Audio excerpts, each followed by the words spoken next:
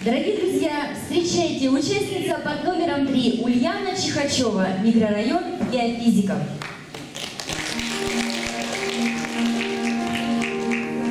У каждого человека есть свой родной край, своя маленькая родина. У одних это большой город, у других маленькая деревенька.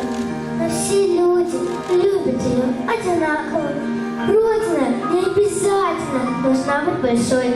Моя родина – это небольшой поселок геофизики, который находится в центре Богучанского района. Родной уголок, как он близок и дорог моему сердцу. Иногда думаю, как же я смогу жить в другом месте. Когда я окончу школу, поеду учиться дальше. Пусть навсегда, но уеду. И как я буду жить без своей малой родины? О чем бы я ни думала, где бы я ни находилась, буду всегда знать, что есть на свете место, куда всегда хочется вернуться, где меня всегда ждут близкие люди. В разное время года поселок геофизики по-своему красив.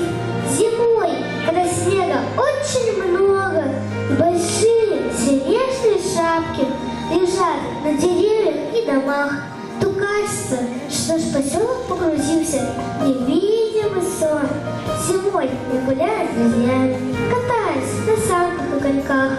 Теплый воздух изо рта превращается в разные удивительные фигурки.